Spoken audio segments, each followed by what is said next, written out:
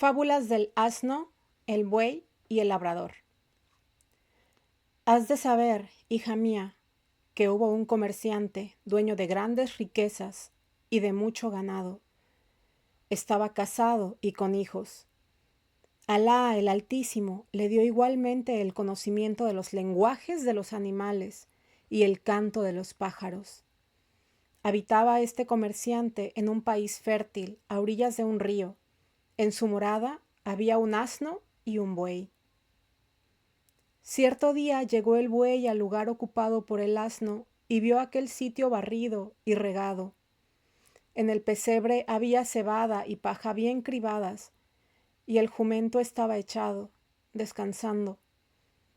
Cuando el amo lo montaba, era solo para algún trayecto corto y por asunto urgente, y el asno volvía pronto a descansar.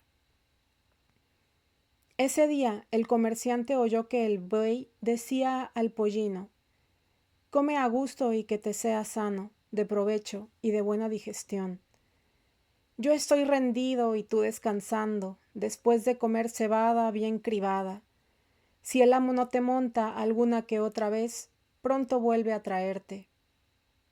En cambio, yo me reviento arando y con el trabajo del molino. El asno le aconsejó: cuando salgas al campo y te echen el yugo, túmbate y no te menees, aunque te den de palos. Y si te levantan, vuélvete a echar otra vez. Y si entonces te vuelven al establo y te ponen habas, no las comas. Fíngete enfermo. Haz por no comer ni beber en unos días, y de ese modo descansarás de la fatiga del trabajo. Pero el comerciante seguía presente, oyendo todo lo que hablaban. Se acercó el mayor al buey para darle forraje y le vio comer muy poca cosa. Por la mañana, al llevarlo al trabajo, lo encontró enfermo. Entonces el amo dijo al mayoral: coge al asno y que are todo el día en lugar del buey. Y el hombre unció al asno en vez del buey y le hizo arar todo el día. Al anochecer, cuando el asno regresó al establo, el buey le dio las gracias por sus bondades, que le habían proporcionado el descanso de todo el día. Pero el asno no le contestó. Estaba muy arrepentido. Al otro día, el asno estuvo arando también durante toda la jornada y regresó con el pescuezo desollado, rendido de fatiga. El buey, al verle en tal estado, le dio las gracias de nuevo y lo colmó de alabanzas. El asno le dijo: bien tranquilo estaba yo antes, ya ves cómo me ha perjudicado el hacer beneficio a los demás. Y enseguida añadió: voy a darte un buen consejo de todos modos. He oído decir al amo que te entregarán al matarife si no te levantas, y harán una cubierta para la mesa con tu piel. Te lo digo para que te salves, pues sentiría que te ocurriese algo. El buey, cuando oyó estas palabras del asno, le dio las gracias nuevamente y le dijo: mañana reanudaré mi trabajo. Y se puso a comer. Se tragó todo el forraje y hasta lamió el recipiente con su lengua. Pero el amo les había oído hablar. En cuanto amaneció, fue con su esposa hacia el establo de los bueyes y las vacas, y se sentaron a la puerta. Vino el mayoral y sacó al buey, que, en cuanto vio a su amo, empezó a menear la cola, a ventosear ruidosamente y a galopar en todas direcciones como si estuviese loco. Entonces le entró tal risa al comerciante que se cayó de espaldas. Su mujer le preguntó: ¿de qué te ríes? Y él dijo: de una cosa que he visto y oído, pero no la puedo descubrir porque me va en ello la vida. La mujer insistió: pues has de contármela aunque te cueste morir. Y él dijo: me callo, porque temo a la muerte. Ella repuso: entonces es que te ríes de mí. Y desde aquel día no dejó de hostigarle tenazmente, hasta que le puso en una gran perplejidad. Entonces el comerciante mandó llamar a sus hijos, y así como al cadí y a unos testigos. Quiso hacer testamento antes de revelar el secreto a su mujer, pues amaba a su esposa entrañablemente porque era la hija de su tío paterno, madre de sus hijos, y había vivido con ella 120 años de su edad.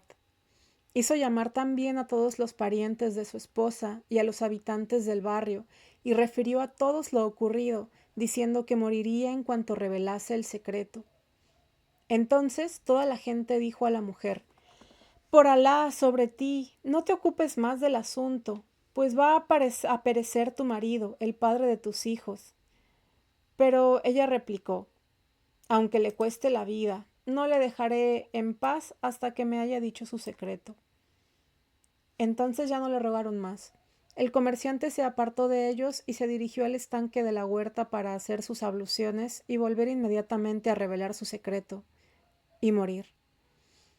Pero había un gallo lleno de vigor, capaz de dejar satisfechas a 50 gallinas, y junto a él hallábase un perro, y el comerciante oyó que el perro increpaba al gallo de este modo: ¿No te avergüenza el estar tan alegre cuando va a morir nuestro amo?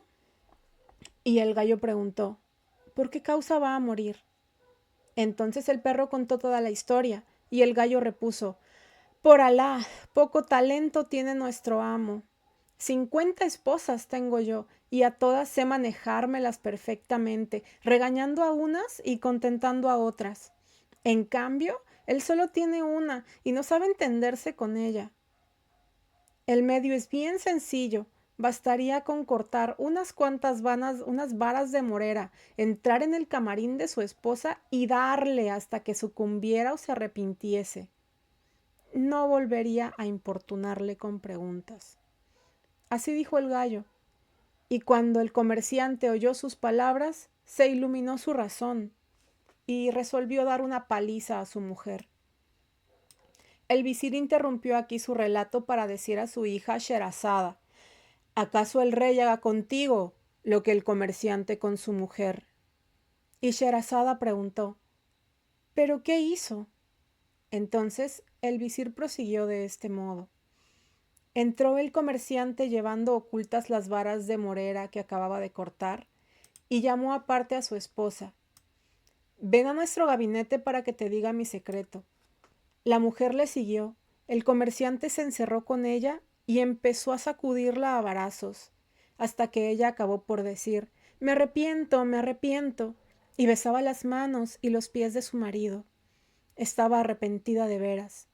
Salieron entonces, y la concurrencia se alegró muchísimo, regocijándose también los parientes, y todos vivieron muy felices hasta la muerte. Dijo. Y cuando Sherazada, hija del visir, hubo oído este relato, insistió nuevamente en su ruego: Padre, de todos modos, quiero que hagas lo que te he pedido. Entonces el visir, sin replicar nada, mandó que preparasen el ajuar de su hija, y marchó a comunicar la nueva al rey Chariar. Mientras tanto, Sherazada decía a su hermana Doniazada: Te mandaré llamar cuando esté en el palacio, y así que llegues y veas al rey que el rey ha terminado su cosa conmigo, me dirás: Hermana, cuenta alguna historia maravillosa que nos haga pasar la noche. Entonces yo narraré cuentos que, si quiere Alá, serán la causa de la emancipación de las hijas de los musulmanes. Fue a buscarla después el visir y se dirigió con ella hacia la morada del rey. El rey se alegró muchísimo al ver a Sherazada y preguntó a su padre: ¿Es esta lo que yo necesito? Y el visir dijo respetuosamente: Sí, lo es. Pero cuando el rey quiso acercarse a la joven, ésta se echó a llorar.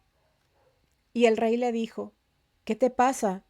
Y ella contestó: Oh, rey poderoso, tengo una hermanita de la cual quisiera despedirme.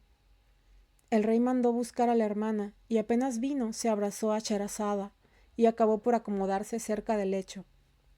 Entonces el rey se levantó y, cogiendo a Sherazada, le arrebató la virginidad. Después empezaron a conversar. Doniazada dijo entonces a Sherazada: Hermana, por Alá sobre ti, cuéntanos una historia que nos haga pasar la noche. Y Sherazada contestó, de buena gana, y, como un debido homenaje, si es que me lo permite este rey tan generoso, dotado de tan buenas maneras. El rey, al oír estas palabras, como no tuviese ningún sueño, se prestó de buen grado a escuchar la narración de Sherazada. Y Sherazada, aquella primera noche, empezó su relato con la historia que sigue.